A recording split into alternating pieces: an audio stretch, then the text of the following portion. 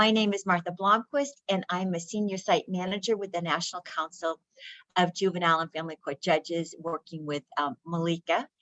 And I'm very pleased to welcome you to today's webinar, The Role of the Judge in Transforming Juvenile Probation, Unpacking the Toolkit for Leadership webinar. For leadership, it's the webinar series.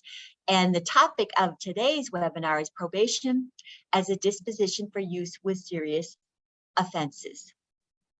Today's webinar is intended to provide resources and tips for judges and juvenile probation professionals to improve the effectiveness of probation in promoting positive youth development and community safety. And joining me today are Judge Sheila Calloway and Shellis Hampton with the Davidson County, Tennessee Juvenile Court.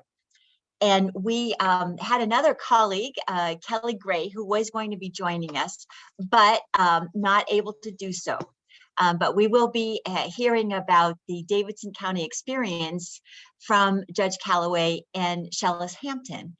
And they've been leading their jurisdiction and doing some really amazing things that you'll be hearing about.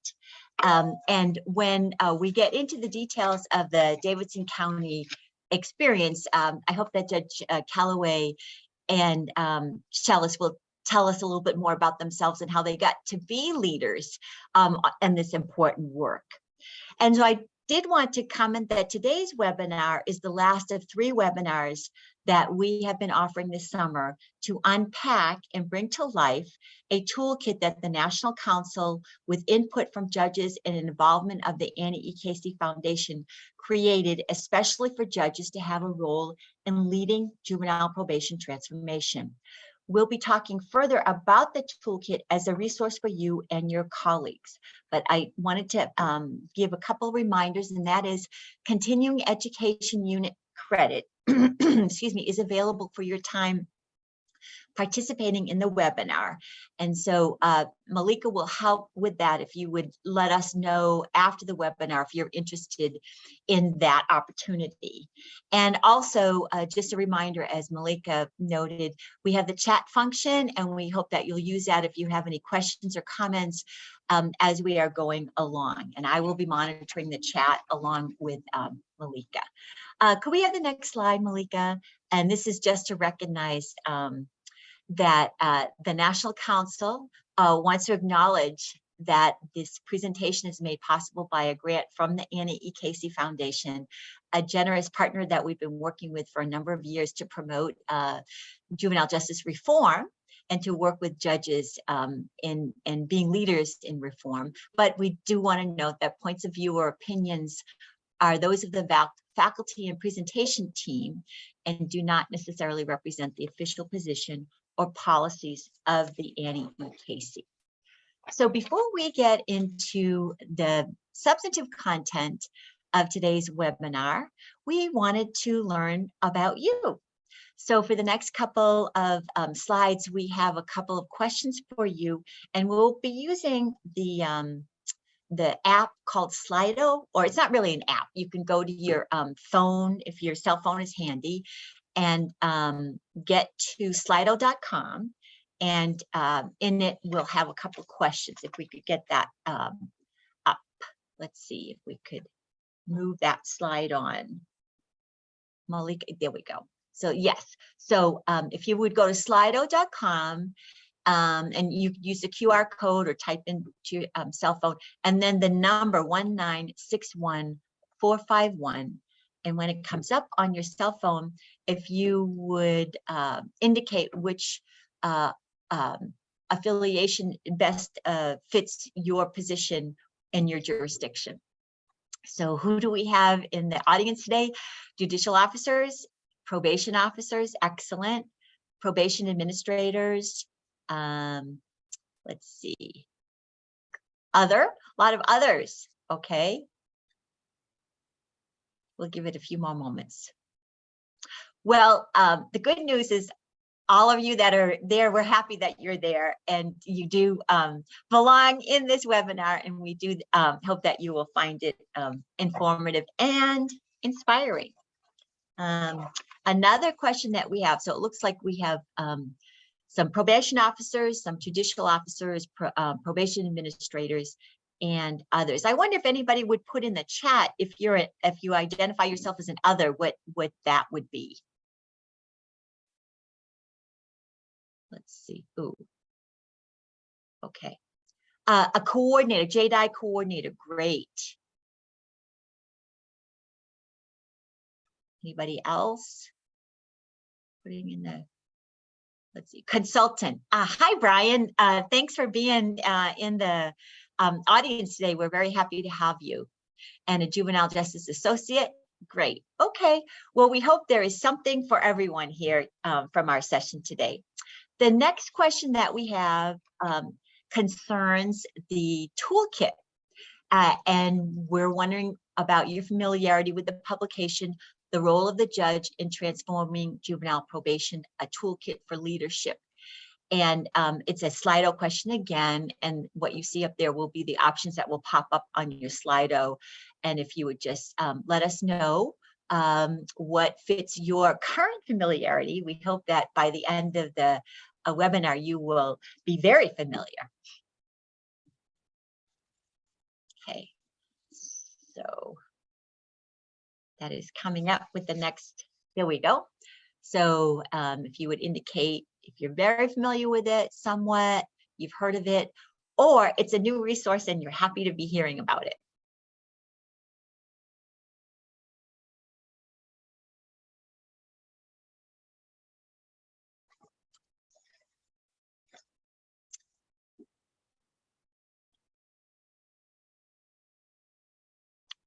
Well, this is great. It looks like many of you are coming to the toolkit for the first time. And so that's great. We want to disseminate this toolkit. We hope that it's going to be a very practical resource for you, whether you're a judge or you're a probation officer or you're a consultant or whatever your place is in the juvenile justice world. We want everyone to be able to access this toolkit and see it as a resource. Okay, I think at that point, Malika, we can turn over to our learning objectives for today's session. So one of them is to increase your familiarity with the toolkit, The Role of the Judge in Transforming Juvenile Probation. And then we also want you to learn about the tools that Davidson County has been using to increase the use of diversion for most youth and to place youth with serious offenses on probation. We also hope that you'll be learning from them strategies, including incentives, community connections, community partnerships, and positive youth development activities that they have used to support behavior change, accountability, and successful outcomes for high-risk youth placed on probation. Now, if you've attended some of our previous webinars, we had a couple, and I'll be talking about those just briefly. Some of this will then simply be refresher of what we cover today, especially when we get into the toolkit. But what I hope will be new and exciting to everyone in the webinar is learning about Davidson County's experience. And they have some great graphics and visuals to really capture what they've been doing and to be really concrete about how they went about their changes and sharing some of their tools and their processes. So we do hope that you will all get something new from hearing from Davidson County. Okay, Malik, if we could just focus now on the toolkit so people can get a visual of it. This is what the toolkit looks like. It's available, we have the link to the toolkit on the screen, and it is available as an electronic document rather than a hard copy. But basically, the toolkit provides background on the National Council and Annie Casey's efforts to involve judges in probation transformation.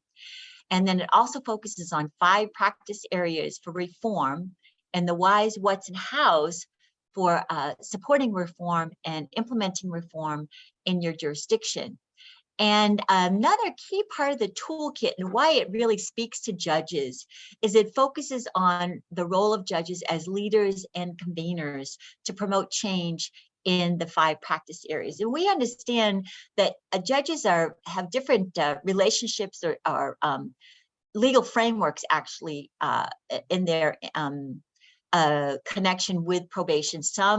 In some jurisdictions, the court actually oversees probation, and in other jurisdictions, they're quite separate entities. And sometimes, as separate entities, probation is actually a centralized function as a state agency. And in other jurisdictions, it is a county agency, but it is in a separate executive branch type setup. And so judges may think that if their court does not oversee probation, they may not have that much influence, but that we would like to suggest is really not the case. And you actually, as judges, have a lot of influence. And we really want to support you to feel aware of that influence and to feel comfortable exerting the influence in ways that will help probation be as effective as possible. So the next screen gets us into a little more of the details of the toolkit and the 5 areas that it focuses on, the practice areas where we think judges can make a difference. And these include having individualized goal-oriented case plans for each youth that's based on risk needs assessments. And that another area of practice reform to support and promote behavior change is the use of incentives and rewards, and especially when they're tailored to what is meaningful to a particular youth and each youth. We know that not all youth are motivated by the same things. And so we want to help probation folks and judges working with probation identify what's meaningful to each of the youths that are on probation, and so that incentives can be leveraged in the best way to encourage their behavior change and reward their behavior change. Another practice area that we want judges to feel you have influence on concerns the conditions of probation. And we want to promote actually a minimal use of conditions. And that's what the toolkit gives guidance on, and gives an example of a sample probation order and minimal conditions. We also want judges to feel you have influence in using alternatives to confinement in responses to technical violations, and the toolkit provides guidance on that. And lastly, and the topic of today's webinar concerns probation as a very appropriate and effective disposition for youth involved in serious delinquency, and that diversion or informal processing is the best response for all other youth. Okay. So again, getting into the details of the toolkit for each practice area, each of those 5 practice areas, the toolkit walks through the detailed specifics of the practice, what is recommended practice, the reasons for implementing this practice, the research base, the key elements of the practice, how the practice can promote race equity, which is very important, how to use data to support the practice. And we're aware that whenever you're implementing reform, you're going to face challenges. And so the toolkit acknowledges that and tries to provide some support and guidance around addressing challenges. And then it provides specific guidance both on the bench and off the bench to judges on how they can support the practice change, whichever practice change it is in the 5 areas. So that's a little bit of background on and information on the toolkit. And now I just wanted to explain how this webinar fits in with the toolkit.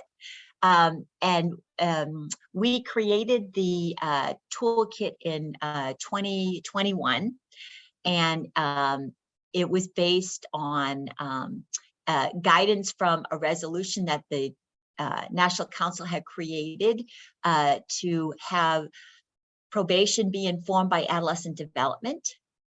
So that's a key part of what inspires and informs the toolkit. Another aspect of what went into planning the toolkit and the content of the toolkit concerns research, and also surveys that we did of judges and probation administrators on what they would find helpful to support their efforts to transform probation. And then We also had some judicial advisory groups, and Judge Callaway was a member of that advisory group to also guide us on what should be in the toolkit that would be helpful for judges. So we put all of those things together, and they helped us create the toolkit. And then we said, great, we have this wonderful toolkit, but our work is not done. Obviously, we need to share it and distribute it and disseminate it to the field. And so we came up with this webinar series for this summer to help put a spotlight on different practices that judges might need some additional information and support and ideas around.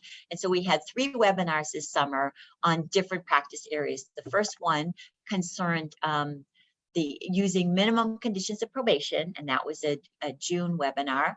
The second webinar was a July webinar that focused on alternatives to detention as a response to probation violations. And we're wrapping up the webinar series with this webinar with Judge Callaway and Shellis on Davidson County's really important work around using probation as a disposition for serious offenses. And we appreciate that this may be one of the more challenging probation reform areas, because there could be a lot of nervousness around, using probation and keeping young people in the community rather than placing them in confinement, because we worry if they're charged or committing serious offenses. This is a worry to public safety to have them in the community. But I think what we'll learn from Judge Callaway and her colleague, and also what we know from the research, is actually we do better when we have youth with serious offenses in the community, and we're working with them to provide them with services and supports to help them function in the community, because ultimately when they're off of probation, they're going to be in the community anyways, right? Or when they're released from confinement, they would be in the community. So we really want to help people be reassured that probation can be an effective disposition for youth with serious offenses. And Malika, if you could move to the next slide. One of the things that I wanted to share with folks is that we have a lot of reasons for using probation with youth with serious offenses. And a lot of it comes from research that has been done on the outcomes for youth who are placed in confinement versus probation. And what we know is that there's a lot of harms that come with detention, and it's kind of a short-term, minimal approach to public safety that really doesn't get us the best bang for our buck. That there are lots of harms of detention, and what we know from research is that 75% of youth committed to juvenile corrections are rearrested within 3 years of release. Research also shows that confinement causes severe and lasting damage to young people's future, their health and their success, compared to young people with similar backgrounds and delinquency histories who are permitted to remain at home. Youth who have ever been detained or placed in residential facilities have lower high school graduation rates, lower employment and earnings in adulthood, worse mental health symptoms, worse physical health, and even higher premature death rates. And even for youth who have committed serious offenses, research indicates that in the lion's share of cases, allowing youth to remain home on probation rather than removing them from home and placing them in a facility does not threaten public safety. There's been rigorous research that finds even among youth adjudicated for serious offenses, the vast majority, like 91%, do not continue to offend at a high level for 3 years or longer after their initial adjudication. And research finds that getting arrested for any single offense, no matter how violent, is not a strong predictor of future arrest or adjudication. Risk of rearrest is most correlated with the presence of multiple risk factors and the absence of corresponding protective factors. and in multiple domains like individual, family, peer, school, and community. And you'll be learning from Judge Calloway and Shellis how they consider those factors when they're deciding who to place on probation and what supports to put in place to help those young people be successful. So another thing that we learned from the research is that youths of color are more likely to be placed in detention than their white peers. And so we know then that the various harms and disruptions caused by confinement fall disproportionately on youth of color. And disparities associated with this practice then compound disparities that youth of color experience in other points in the system that precede adjudication and disposition. So here's the good news. In reforming probation practices so that most youth are diverted and only those with serious offenses and moderate to high risk for reoffending are placed on probation, you all can help to make youth experiences and outcomes with the justice system more fair, more equitable, and more positive in the short and long run. And when we support probation officers to learn about and connect youth to community organizations and caring adults, like we'll hear about in Davidson County, and we encourage probation officers to see their job with young people as being about fostering positive youth development skills and pro-social connections, we can make a bigger impact on youth and on preparing them for responsible and productive living. And that means we also promote public safety. So one of the things that we now want to turn to as we get into the details of Davidson County's experiences and using probation as a disposition with youth with serious offenses, we wanted to ask you about your practices currently. And there's no shame or blame here. We're just trying to get information on where you're all at and to see how maybe we can move you to the next level by having you learn about other possibilities. So we want to do some more Slido questions. And the next one would be on asking about offense seriousness and probation. So we wanted to hear from you. In your jurisdiction, what is the most serious offense a youth can be adjudicated for and receive probation? So if we could tee up that Slido question, and if you go to your Slido, there you go, at that with your QR code and the number, it should be the same one that you've had now. In your jurisdiction, what is the most serious offense a youth can be adjudicated for and receive probation? And if you would just type in the information, that'd be great. And I know it takes a moment. I also am learning how in different states, in different jurisdictions, some statutes do govern this matter.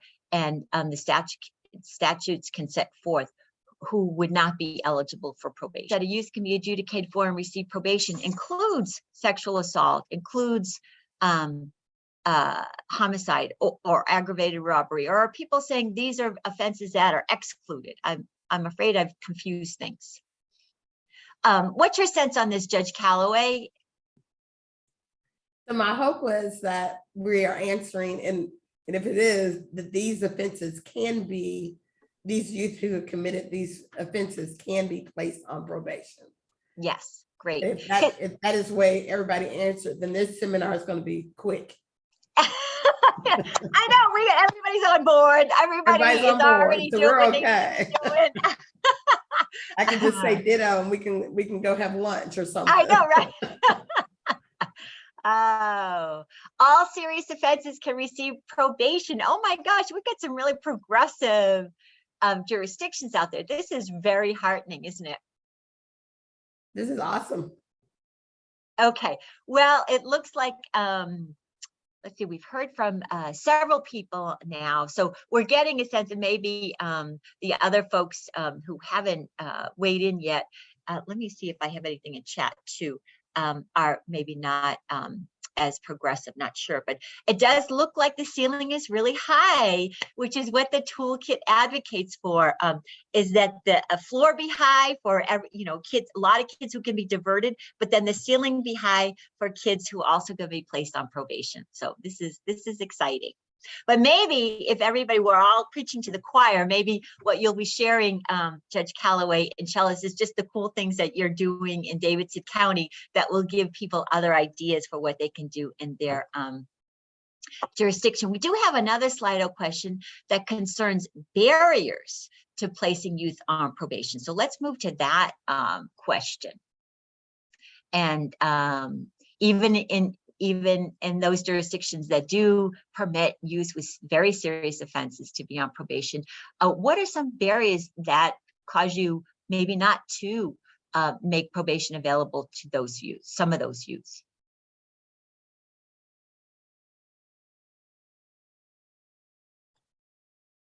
Community safety, we understand that, yes.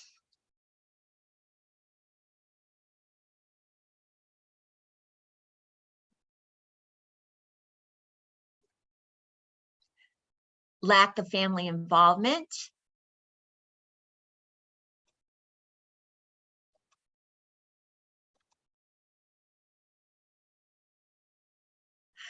Yeah, and Sherry has a great question to chat about, and maybe this will come up too in our conversations here.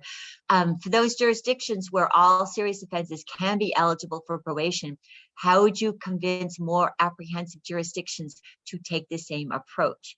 So thinking about perhaps some who are not in the webinar today, but would be interested in looking at this area of probation transformation, what might you all share with colleagues in other jurisdictions to help them, since some of you are in very brave jurisdictions. Let's see, public response, safety, structure, availability of appropriate programs. I bet that makes a lot of sense. And that's, I'm thinking that Judge Calloway and Shellis will talk about that, because you have some really great programs, and maybe some of them you've developed just in order to be more responsive to keeping youth with serious offenses in the community. Have tried community supervision in the past. I can imagine that could be a barrier. Statutes that mandate by age and offense that youth be treated as adults.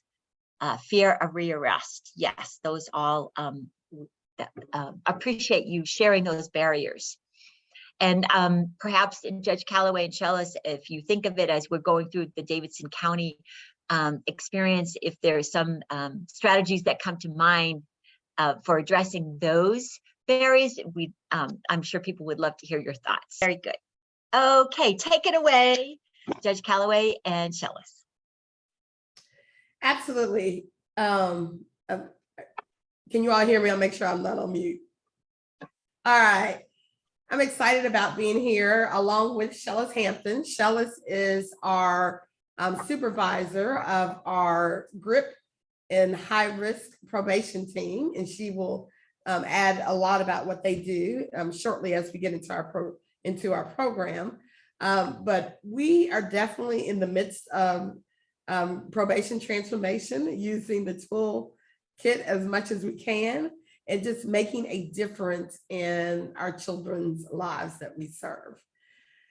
One of the things that are a few of the things that I want to talk about that are super important for us as we consider transformation of probation. The reason that I thought this is an important endeavor, and let me tell you, I was elected the juvenile court judge in 2014 after being a magistrate for many years. And some of these things I had heard through NCJFCJ for many, many years about things that we should do better as we work with our youth that were on probation. And so becoming a judge, this is one of those things that I said, we definitely want to make a difference on how we're doing probation. We want to make a difference in our youth lives and make sure that we are doing everything that we can to support them as they go into their community, and support them in ways that they won't reoffend or won't get in trouble again. I will be very transparent. When we started our transformation process, we did not have a lot of support in the sense of I was making decisions and telling probation officers, oh, we're not going to do this anymore. We're going to do this instead. Yes, I'm going to put this kid that's high risk on probation. without really knowing the risk and not having a good assessment. We originally had one person who was kind of going through all of our referrals and making a determination by herself whether or not there should be a petition or whether that child should be placed on probation or at least gone in front of the court. And there wasn't much of a evidence-based process of doing that. And those were some of the things that we had to overcome and that we had to make a difference. And so literally with the help of the Robert F. Kennedy Foundation, along with NCJ, FCJ, and other programs that we worked with, we got a grant. We brought in technical assistance on how to help us to do probation transformation. And we really have come a long way. I have an absolutely wonderful team of probation officers who do an amazing job, and their jobs are much easier. So the reason that we do it is because we know that probation transformation allows for the appropriate cases to be diverted away from the system.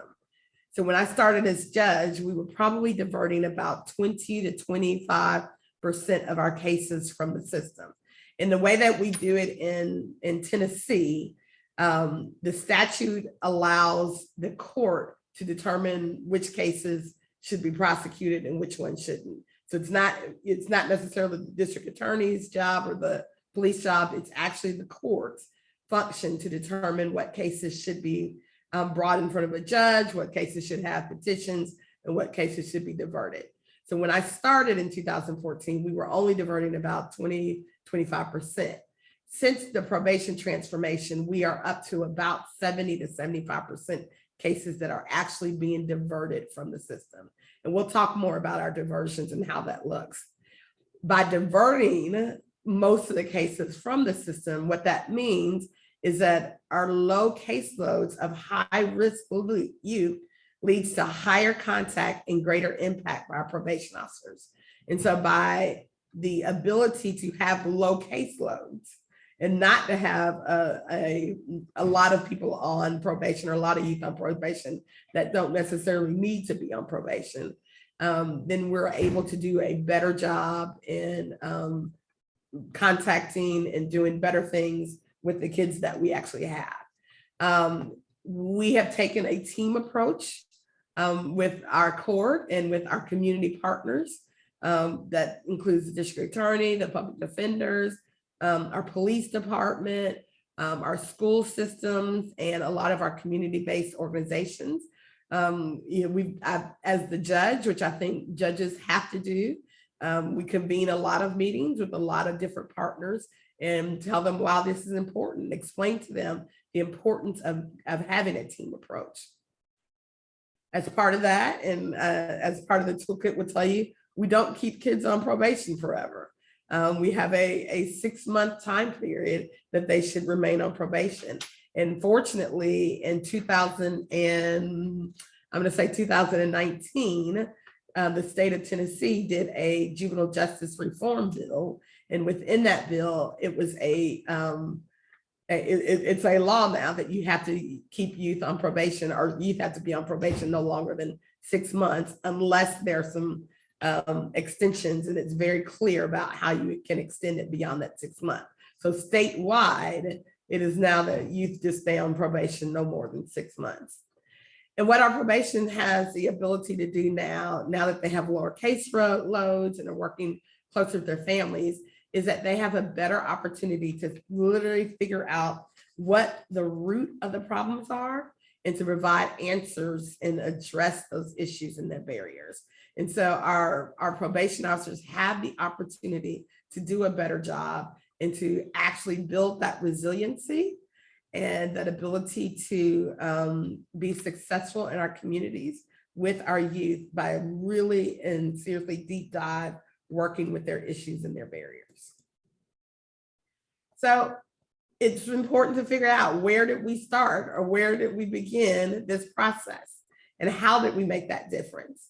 And so it literally was about changing how we interacted with our community. And it had to start with our evidence-based assessments. And so, as I said previously, what we were doing is, oops, excuse me, I went too far. Previously, what we were doing is we had one single individual that was determining whether or not cases should be processed through the court system or whether they should be diverted. And she's a wonderful employee, still with us today, but there was no sense of evidence-based assessments that would help determine that. It literally was based on what she read, and she knew about this kid before, she knew about their family, what kind of research she could get in, but it was absolutely not evidence-based. And so what we did was we started with our JDRA, with our juvenile detention risk assessment. And we use that religiously now in every case. And it allows every once in a while, one of the magistrates or the judge to override a decision if it's necessary, but all of our youth are screened with a JDRA risk assessment that come into our detention facility. For those that don't come into the detention facility, we have the static risk pre-screener that we use for just the referrals that are coming to the courtroom.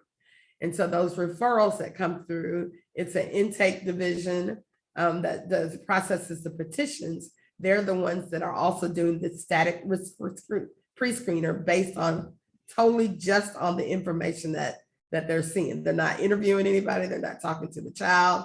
They're not talking to the alleged victim, whoever it is. They are only doing the static risk pre-screener based on the information that they have. And then once a child enters into the system, we are doing a child and adolescent needs and strength assessment for them. And so everything is evidence-based. So that helps us with fidelity measures. It helps us being able to do progress reports. It helps us with quality control and data analysis.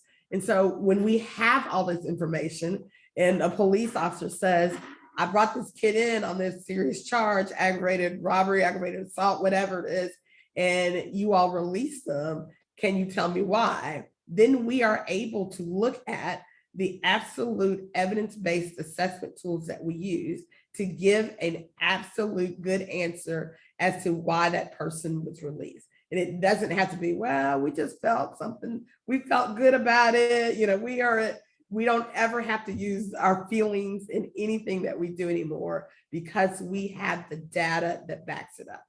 And that's one of the things we're super proud of.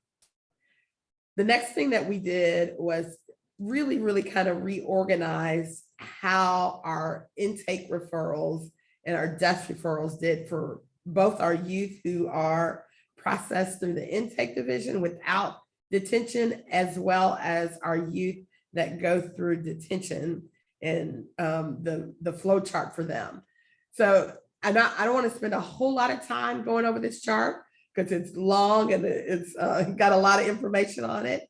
But there are specific ways that we do. For instance, we handle youth that are under the 12 years old in a different way. We believe in our state statute supports us that youth under 12 are presumably not competent to stand the court trials and court proceedings. And so we do a lot of different things with those youth. Now, we don't just send them home and say, good luck. We'll see you next year when you become competent and you get in trouble again. But we put in our evidence-based services for those youth. So we might refer them to our Metro Student Attendance Center, which is a school-based offenses where our non-felonies and non-weapons. If there are felonies or weapons, we might refer them to our Department of Children's Services, not for a judicial, a juvenile justice type referral, but for just a needs referral to see if there's needs in the home or what's going on with that child and whatever's happening in order for us to make sure that we're appropriately addressing the issues. Or we might refer them to our family center. So we have a relationship with a nonprofit organization called the Family Center. And for youth under 12, they have a program that they are providing services for that youth and their family so that they can be all right and not come back into the system again. And so these are our youth that we don't they don't need to come into the court system, and we need to fill them out as soon as possible. And those are some of the ways that we do it. We have a special program for our youth who are loitering during school hours. A number of our enumerated misdemeanors and status offenses, if they're first-time offenses, we're going to send them to an automatic diversion where there's not any petitions or anything drawn up for them. And we're going to give them resources and a pamphlet that gives them some support, but there's no case management from the court. For our runaway children and our family initiated concerns, we now have a probation officer that's her job, is that she's to work with the families of our runaway youth and those that are having that type of issues. And so that process is she's working that out, and we're processing them where she's using resources that we have in line to make sure that we're addressing whatever it is that's making that child run or feel the need to run, or whatever it is that's causing the family initiated concerns. We have a restorative justice program, and we work with a nonprofit community-based organization called Rafa Institute. Those cases are never case managed by the court. They are felony offenses only, and they are felony offenses with the offense have to be an offense against a person. So we are doing a lot of referrals on robberies, on aggravated assaults, on car thefts where there's a victim, aggravated burglaries where they're breaking into people's homes. Those cases are being referred to our community-based organization, Rafa Institute, and there is no court involvement whatsoever. No petitions, no nothing. For our misdemeanor cases that we are referring to our youth courts. And so there are 6 schools in our high school. 6 of the high schools that we have are all active in youth court. And so we refer to them misdemeanors that are designed by our statute that says, and in those cases, the cases are handled by the kids, by the youth in the schools with a adult or a adult judge, lawyer, one of the judges, one of me or the magistrates or an attorney are the ones that oversee it, but the youth are doing everything about it. And those cases don't come to the court system either. And so that's how we are diverting 70 to 75% of our cases.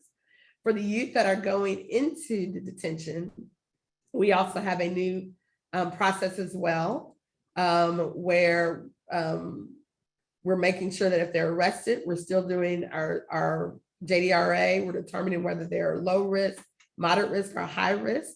The low risk, we're still putting them out, and we're pulling them out of the system and doing the same referrals that we were doing for our diversion programs.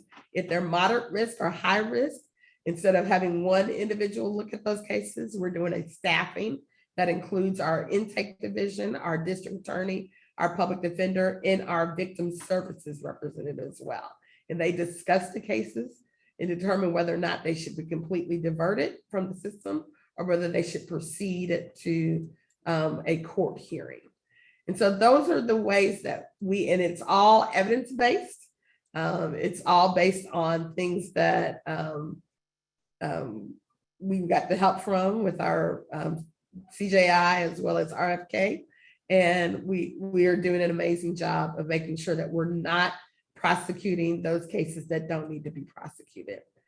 And so what we know are outcomes for these restorative processes and our diversion practices, as Martha said earlier, that the research shows that the most low-risk youth will not reoffend or likely not to reoffend, and that formal court involvement actually could increase the likelihood of them coming back. And so we don't want to increase their chances, and we want to pull them out as soon as possible. And again, our cases are reviewed collaboratively by all those people that I stated earlier, and that we do a risk needs responsivity assessment is completed on each of those cases to make sure that we are getting the right risk level and that we are putting the ones that need to be diverted on the path of diversion. We are super proud of our diversion partnership program.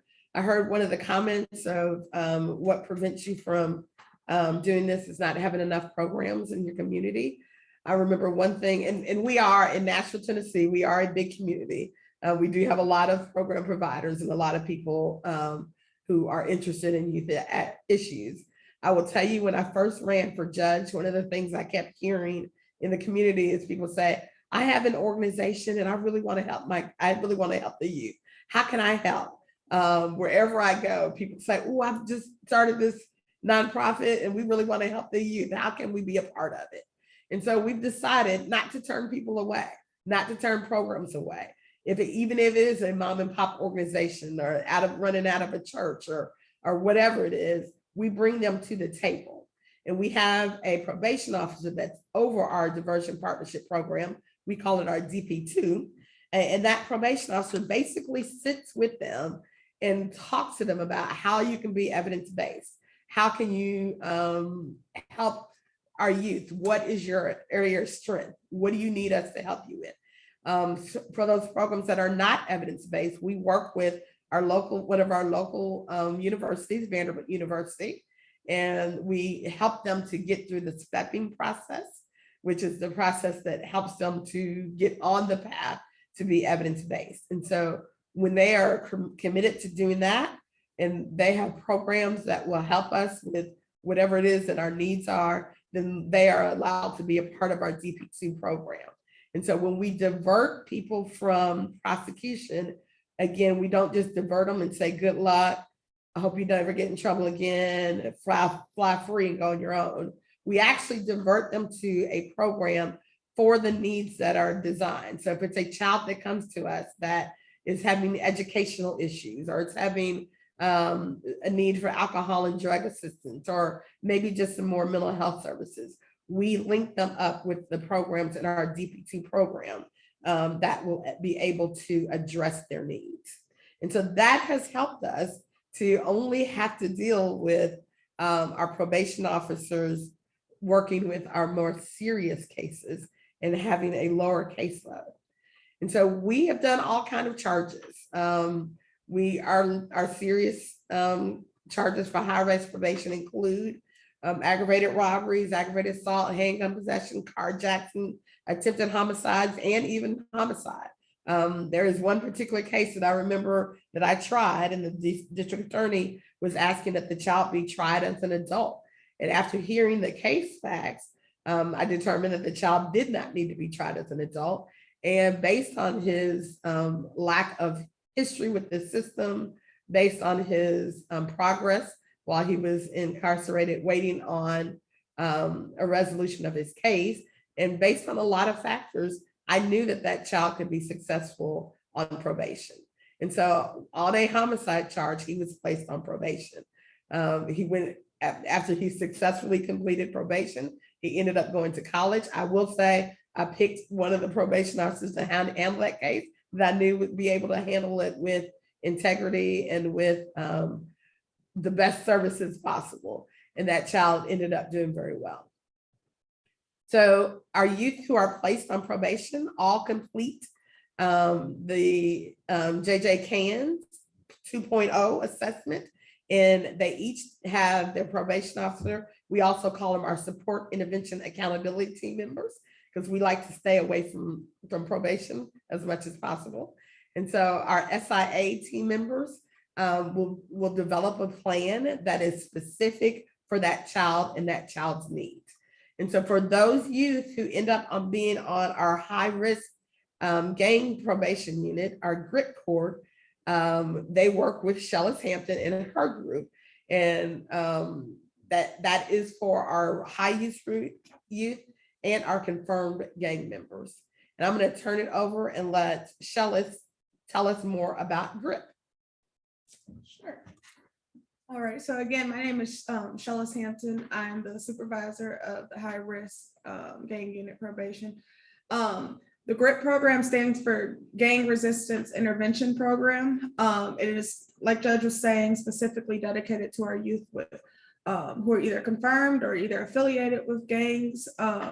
super high risk charges, lack of connection to the community and things of that nature. Not every youth who is on probation comes to our unit. It's, like I said, the ones that qualify based on that. So when they come to the GRIP program, they're assigned a probation officer. Right now on my team, we have 4 POs who will work with them in our unit.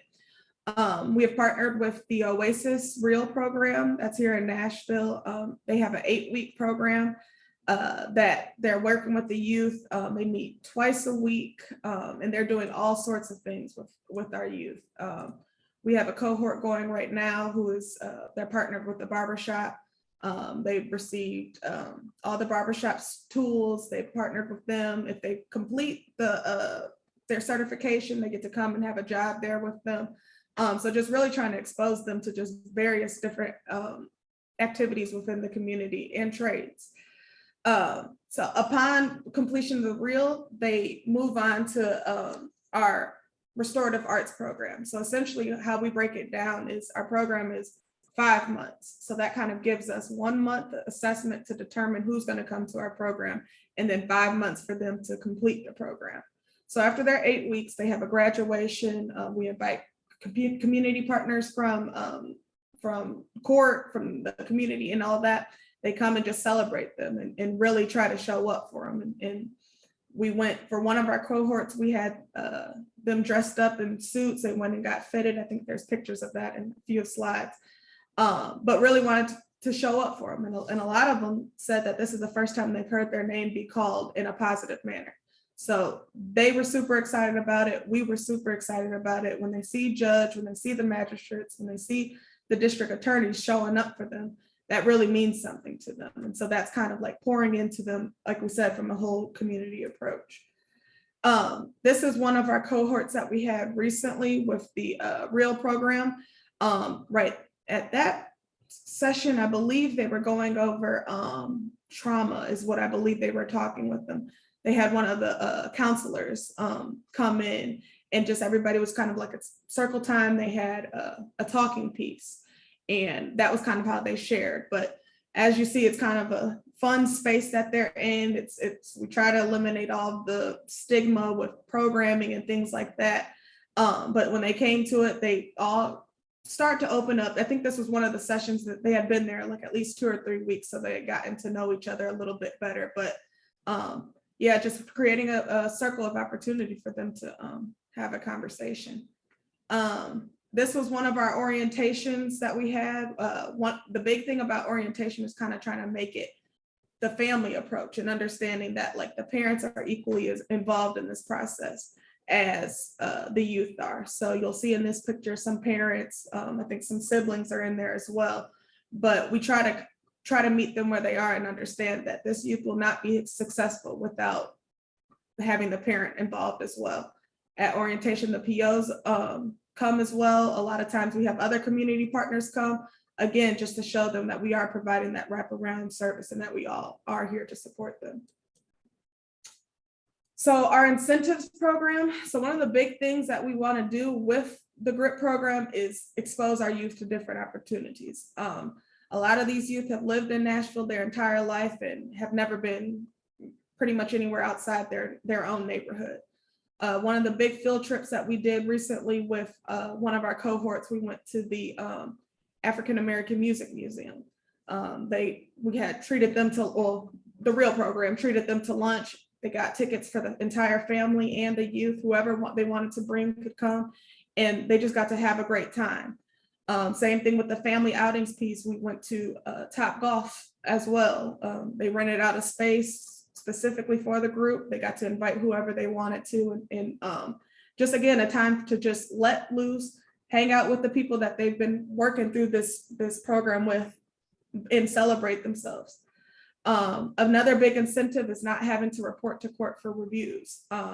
That's a huge one that the kids really love. But a lot of times, if they're doing everything that they're supposed to, we get to waive their presence and say, hey, you know what, we can just submit the report and we'll show up on your behalf and kind of present to the court what's going on. Now, if we are having some issues or whatever the case may be, then we will have the entire family come up and address it at the court, but they love not having to come to court.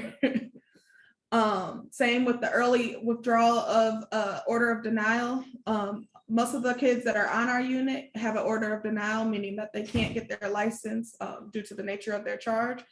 If they're doing what they're supposed to, if they've completed the program, usually at the end of the program at graduation, we'll ask that the order of denial be lifted. We just had a graduation Tuesday, and we lifted the order of denial for those 2 youth, and they were able to go ahead and go get their license that day, or go apply for their license that day, which is awesome. And we'll also see, I'm sure a judge can attest to this, adults coming in at 40, 45 years old who have not had their license based on charges that happened from when they were 16 or 15 or 16. So it is a big deal to get that, because again, they need it. And it also gives them a sense of like entitlement and a sense of like growth and all that.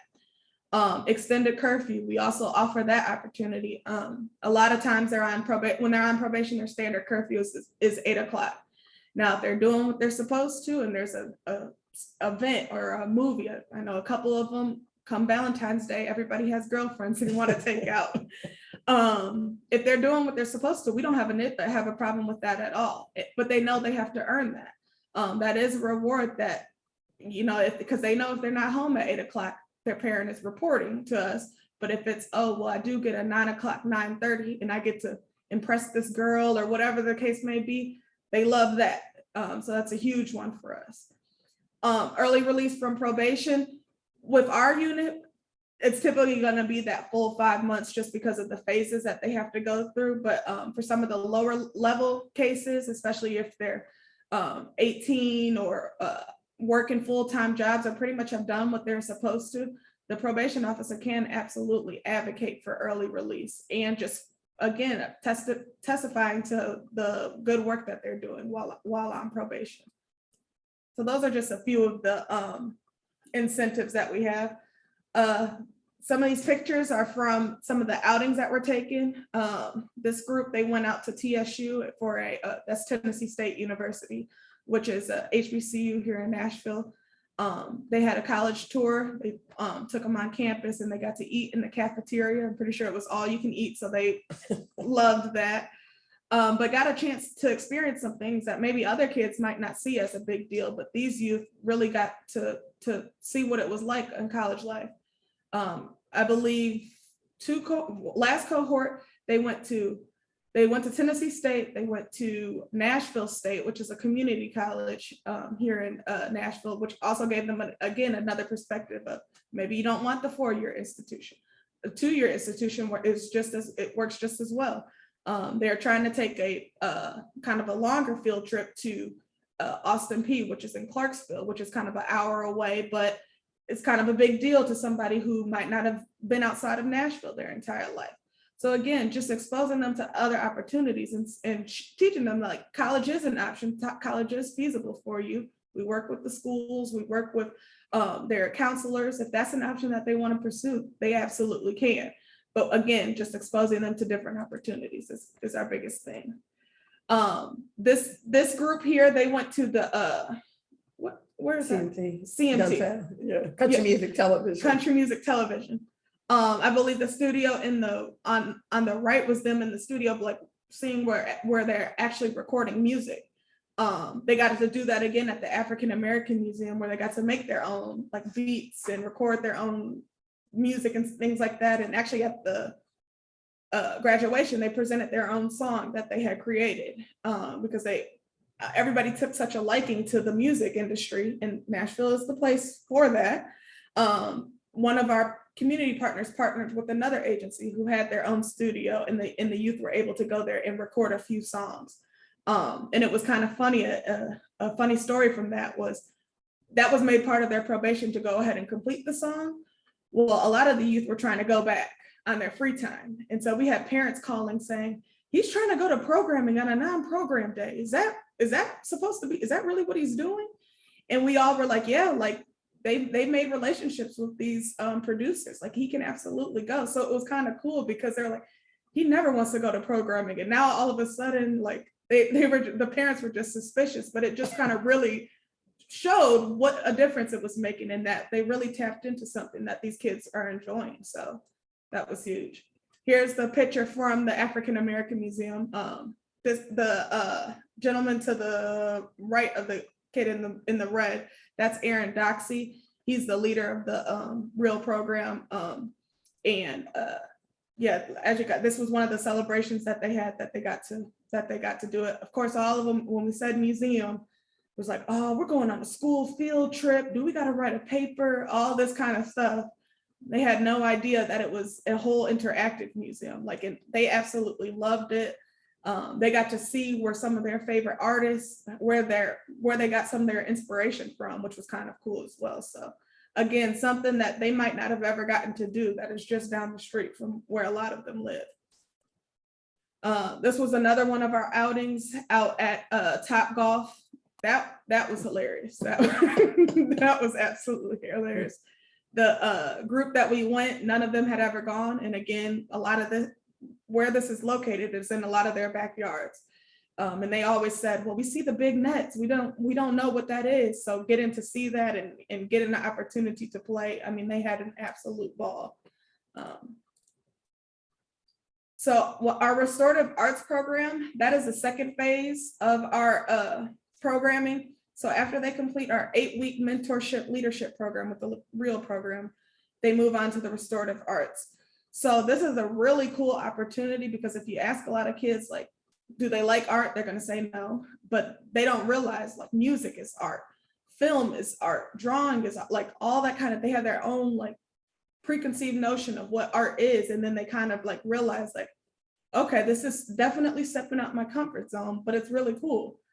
So this is about 6 to 7 weeks programming that we work with through the Metro Restorative Arts Program. They meet typically for 2 hours. The first 30 or 45 minutes or so is just the meal. The Metro Arts Commission or Metro Arts Program fund the meal. That they let the kids decide what they want to pick. Now, if I got to pick a meal, I would be coming up with something a little bit more expensive than what they did. But I'm like Burger King again. Like, y'all, come on. I hate Burger King, but it's hilarious because they allow them to choose like whatever it was. One time the whole group wanted cereal. They brought in cereal. Like, it was ridiculous. But again, they didn't care what I wanted. They said, what kind of cereal do you want? That's what we're having. Like, but it's awesome because the kids know at that time that they're going to have a meal. They know that they're going to have a meal, a chance to decompress. Again, we sit around in the circle. The POs, at least one PO is present, and then the two Metro Restorative Arts program leaders are present as well. So again, it's a good chance to talk about your day, to just kick back and relax while eating the meal. And then a lot of times there's topic discussions, but the kids don't even realize that they're learning something in the midst of talking, in the midst of our conversation. So it'll be like funny because like towards the end of class, when we're tying everything together, they'll be like, oh, we were talking about trauma. Now we're talking about putting that into art and what that looks like, and they connect. So they start figuring it out after a while, but like it's nice because it's a different approach than constantly being talked to, lectured, or whatever the case may be. They give them the entire power for this program. Like the leaders don't tell them, okay, well, we're going to make a song, we're going to make a film, we're going to do this project. They literally give the kids a choice. And that's huge because a lot of times they say, nobody's ever asked me what I want to do. And so that's kind of like an empowering piece for them. And then at the end, we have a presentation again, where we show up for them and we celebrate it. This was one of the art pieces that they did a few classes ago. Kind of just, sorry. No, you're good. One of the nicknames for Nashville is Cashville. And this is kind of how they see their world. And it's kind of cool because of how, like, you see the Black and the white arm coming together and holding the world. Like, they understand, like, this is a collaborative effort. Like, even though these looks like it's handcuffs are on us, like, they understand that the whole world is kind of in their hands as far as the approach to it. This one was the Book of Truths, and I believe each one, was this the one you had in your office? Yeah, I think so. Yeah, I think the judge put one or put a couple up in her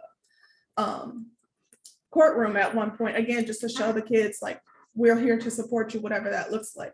This was one of the ones where they had a journal, I think it was super glued or something to the actual board, and they all were kind of like writing their truths and kind of like, again, kind of expressing themselves in a different way. This one was really cool. I believe this was before I got here to working in probation, but I believe this was like, this is a skyline of Nashville. And I believe the message behind it was like, they see Nashville as a dark place. Like this is the world that they see it compared to like the people, all the tourists and bachelorette parties, and everybody comes to Nashville to vacation, but this is how they see it. And then I think like the sun was supposed to represent like a new life for them. Like this is what they saw in the past as it being a dark place, but the sun is kind of coming out to show like this is a new place for us and we can be successful in this. These are some of the youth that completed their project, kind of standing. I think this was one of their presentation days. Just again, trying to just show up for them, show their support and show them that like your art, it means something. So you might have thought you were just, started off as just, oh, let me hurry up and get this done. But then when you find out that this is being hung up somewhere, that other people are coming to view it, it's a whole different change about it. So community service, that's one of the, oh, okay. Yeah, community service. We do just different projects out in the community, just again, for them to, not to punish them, but to show them a way to be able to give back. They went to a garden, they planted flowers, and then they helped out at one of the churches, one of the local churches. They helped landscape their area as well. So those are just some pictures from there. And these are just some of the community partners that we work with. Again, like we said, it's a collaborative effort. We involve the district attorney's office, their attorneys, the police department, Metro Schools. It's a wraparound service. And then the final thing that we offer is the police partnership. So one of the things that we do is we do police rides, and that's to go do curfew checks or room searches. Typically, it's the same officers every time, and a lot of times it's from some of the officers that arrested them to begin with. It's not coming in, everybody's in undercover apparel, so nobody's coming in with, blaring badges and things like that. And although we're going to look for any contraband or anything like that, they also have an opportunity to talk with the officers, to meet them at a different place. Like, hey, you're not getting arrested. Like, hey, but what's going on in the home, that kind of thing. And this was just one of the meet and greets with the officers. And this was one of our POs who was out on a ride with one of our officers and just kind of showing that. And so for us, the good news is after we've done a change in the number of cases that we diverted and placing our serious youth on probation with our SIA teams, having smaller caseloads and having more partnerships with the community, we have been able to successfully show how crime has decreased significantly over the years. And literally, this is the number of children that were being arrested in 2013 was about at 4,715. By the end of 2021, that number was down 1,321 youth in our community were being arrested. So literally that's a 71% decrease from 2013. And it's something that we celebrate. We give these numbers to our community. We talk about these numbers with our police and everybody else so that we can see the things that we are doing makes a difference. And that's why we know that we can do this. We can put our youth who have serious charges on probation because it takes this village. We are rebuilding the village. And we're doing it one child, one family at a time, and we're being very successful. And that's all I got, Ms. Martha. I think that's about our time. You've been great, perfect timing. And before we have people share your takeaways from this, we wondered if you had any questions. I know Sherry had in the chat the question about, for your colleagues in another jurisdiction or even in your own jurisdiction who are kind of resistant or nervous about having youth with serious offenses on probation, what are some things to kind of address those and allay those concerns? It seems like one of the things, Judge Callaway, is your data. You got the data, that suggests, when you have kids on probation in this effective way, they are not committing new crimes, or once they're off probation, they're not getting rearrested for new crimes. That's a fear. But with this intensive and supportive and really tailored approach, it seems like you're really giving them skills and opening them up, as Shella said, hey, there's a whole world here for you right here of cool stuff you can do, skills you can learn, like the barbershop connection. That sounded very cool, and giving them tools for that, connecting them, taking them on campus to the college campus and say, this is possible for you. So I didn't know if you wanted to say any more about those things that, or anybody in the audience here about, we get some naysayers. How do we address the naysayers? I mean, I think what you said, Martha, is the absolute truth. You have to address the naysayers with the evidence-based facts, programs, and the data. We were not collecting data very well prior to this administration, and the help that we got from all the organizations that are willing to help with technical assistance. We went, statewide, we didn't even have a really good recidivism number. How do you find recidivism for youth? And so we really honed in on that. We came up with our best pattern of what we think recidivism should be. We were able to tell people that story through the data. And so they can say, wow, I can't believe youth crime is coming down that much. And then we can say, absolutely, and this is why we're doing it, because of these things that are happening. And for us the partnership with the police has been tremendously successful, because now it's not just Sheila Calloway and juvenile court saying, kids aren't getting arrested. It's the police saying, absolutely, kids are not being arrested. And they have now they've made my job even easier. They are now diverting children from even being arrested or cited in the street. And so if they run across a child that's committed a crime, they can find out the information about that child, see if that child has ever been in the system before, and they do their own version of a diversion from that point. And so they learn that from us, and we help them to develop their diversion program. So we're not even getting half the cases that we were getting in order to divert. And so the number of kids that are being diverted and not arrested in our community has definitely increased, and the crime and the community safety has gotten better. Judge Calloway, I see there are a couple of comments in the chat, and we can do some follow-up. And I noticed the time, it's time now. If people want to stay on, I think we can chat for a few more minutes, but a couple of questions have to do with recommendations for how to measure whether stakeholders' mental models around probation are changing. So that gets to kind of like the organizational culture. Another question had to do with involvement of the victim advocate community in your restorative practices, and what type of victim impact is explored through your restorative programs and processes.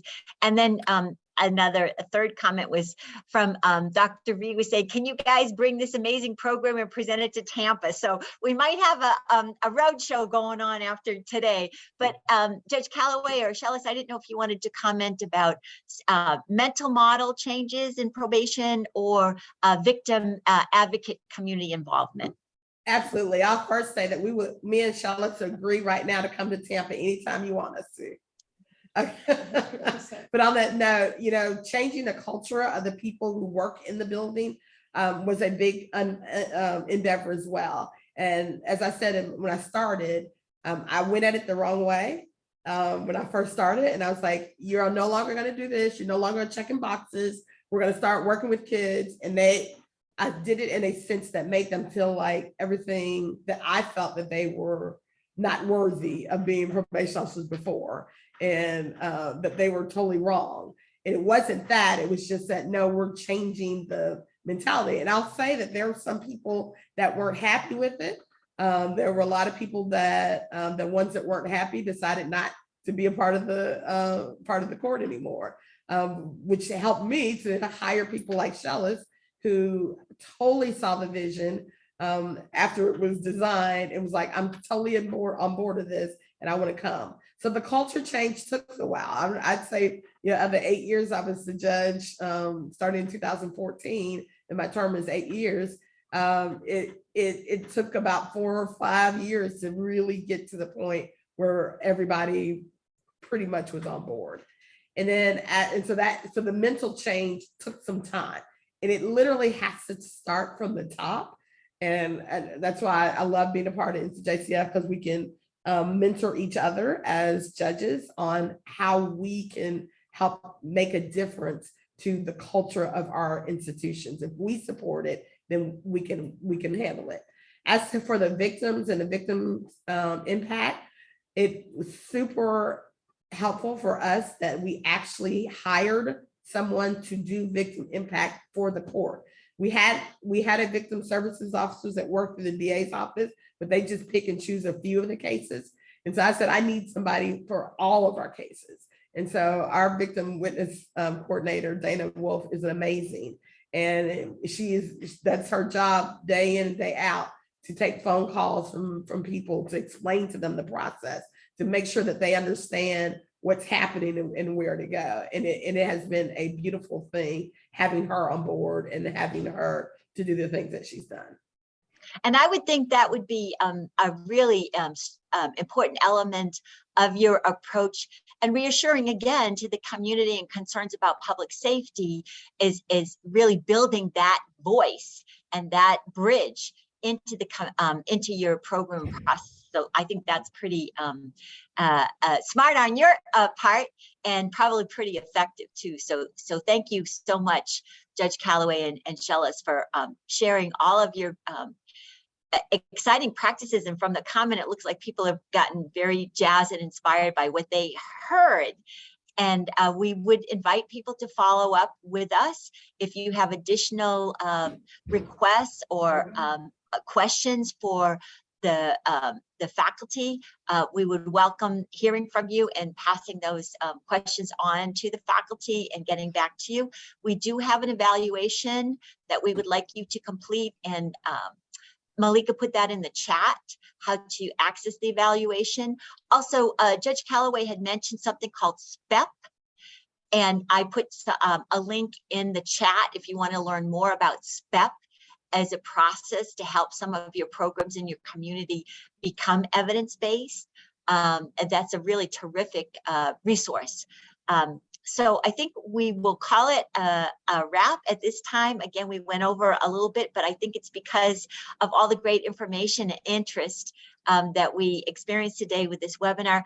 Thank you all again for your time and your commitment to doing great work in the field of probation, and especially thank you, Judge Calloway and Shellis, for the leadership of Nashville to show others what can be done. And we wish you the greatest success going forward. And all of you out there, thank you again for your time, and have a great rest of the day. Thank you all.